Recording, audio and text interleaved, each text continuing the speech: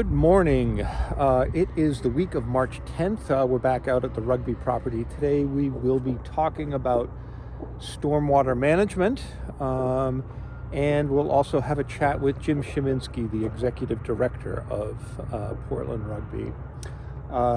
And just as a quick side note, these videos are now on the Portland Rugby YouTube channel. So the prior ones were on my personal YouTube channel from the last year or so. I will put a link out in the description for those if you're interested in going back and checking those out. But in the meantime, or moving forward, I should say, these videos will be on this channel. So please be sure to subscribe and like the videos. That actually helps us out a lot. And so please do that. Okay, so let's talk about stormwater management. I'm going to put up some diagrams as we go here to show you the cross sections of the various things that are being built out on the field here today or this week. And in the meantime, let's take a walk down there and see what's going on. Stormwater management. The deal with getting a DEP permit means that we have to have every drop of rain that falls on the site be treated in a similar manner after the development as it was beforehand, right? And so you can't develop the site and have it, having muddy water running off into the neighbor's property or what have you. So, in our designs, it took us a long time. We started back in 2023 on this, and Sewell, Andy Nelson's engineering company, and Matt Winch, and those guys spent a bunch of time getting that application together, such that every drop of water that falls on this developed area here is kind of spoken for, right? And this all used to be like a muddy, forested area, and now obviously we're building a rugby pitch here. So what happens when a drop of rain falls out on the middle of the field? It has to go somewhere, right? It eventually has to get out to the Atlantic Ocean, and Beaver Brook is out over that way, and so the water runs down off the property that way. And how does the raindrop that falls in the middle of the field get over there? Well, there's two different things that we have, and we'll talk about just the field for now. There's other stuff that has to go on, but what these guys are building here is on this side. This is the near sideline now, right? Over near the houses on the, let's say, east side of the field, and this is the field drip line filter, and I'll kind of pop this up a little kind of cross-section diagram here. So the water is going to run down into this thing. It's going to filter down into this gravel. So this will be actually part of the sideline here. There'll be, a grassy slope coming down. There's going to be one of the light posts is going to be right there where that stake is. And then the sideline proper will be over here. So there's going to be this sort of gravel that the water will flow off of the crown of the field into this, down into it.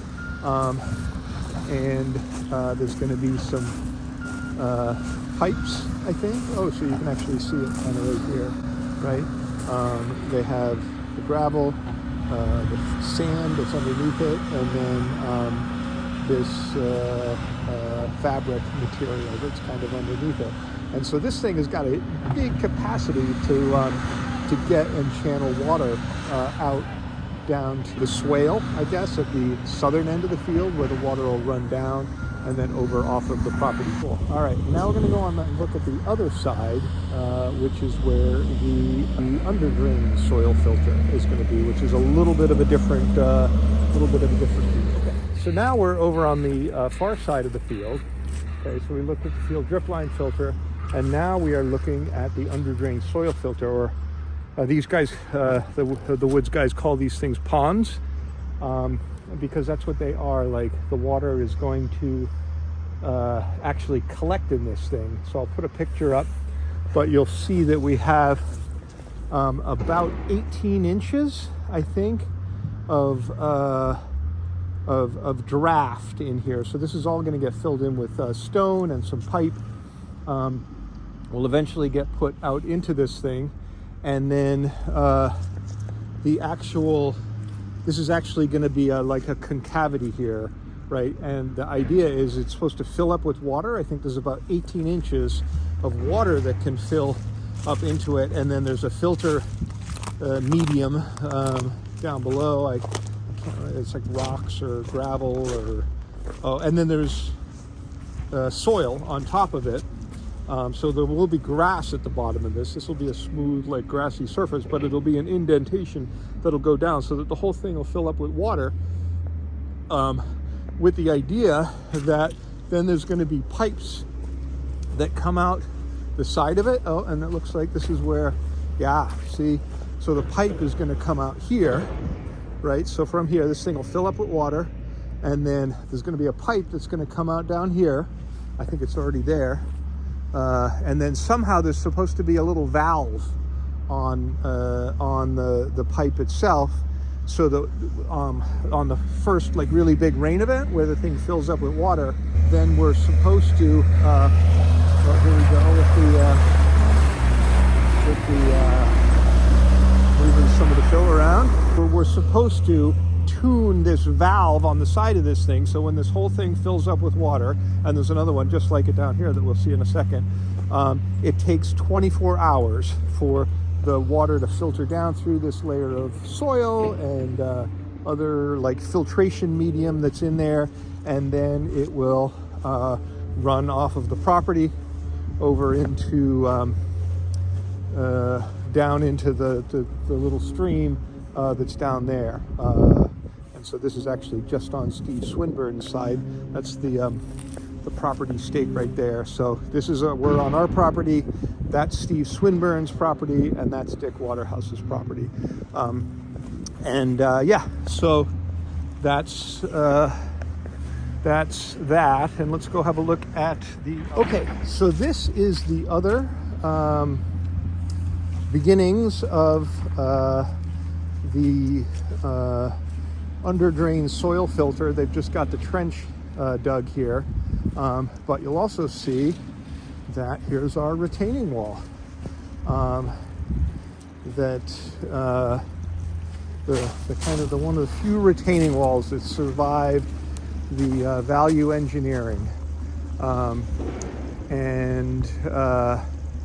so these guys have done a nice job here with putting some new erosion control material in here to make sure that the water coming off the site is well under control. Yeah, the retaining wall looks awesome. So that's the stormwater management. All right, I'm here with Jim Shiminski, who, for those of you who don't know him, I think everybody knows him at this point, but he has been appointed the executive director of Portland Rugby, and we're out here at the pitch. And Jim, what is new from the front office of Portland Rugby? What can people do who are watching this at home? What can they do to help to get this thing moving forward? Well, it's really exciting being out here. We've taken about a half a year off from working on the project. We've raised quite a bit of money, and we're in the process of building out the field. You can probably hear the equipment in the background. They're moving earth and getting the last pieces of a lot of important parts of the field built. The key things that we're looking at right now is we still are short somewhere around $300,000 in fundraising. And that number, we look at that number as that's a number that we need to raise in order to turn lights on the field. We can build a field without lights, but we live in Maine, and that's not a really good way to be. And we would like to get lights on the field. So if you're seeing this video, we are still doing fundraising. Go on the website. There's lots of places that you can click on to give money to the Field of Dreams project. We're trying to get the ball over the goal line. And the other piece is we've got volunteer opportunities that we're stepping up with. Most of those opportunities have to do with creating infrastructure around and about the field. We're not asking people to come out here with shovels and shovel dirt, Yep. but we are moving. We're moving in different directions. We're doing things like securing the house and possibly taking that down. We're planting trees. We're doing some general cleanup. But if you are interested in volunteering and getting out here, that would be so great. We're going to stay out of the way of the guys who are building the field, but we can still volunteer. There are those opportunities. And if you have a chance, we're at 122 Two Rod Road here in Scarborough. Come out and look at the site. This is turning into a rugby field and in front of our eyes, and it's pretty remarkable. So we plan on playing on this field in the fall, and everything that you do will help us to get there quicker. Thank you. Awesome. Thank you. Thanks, Jim.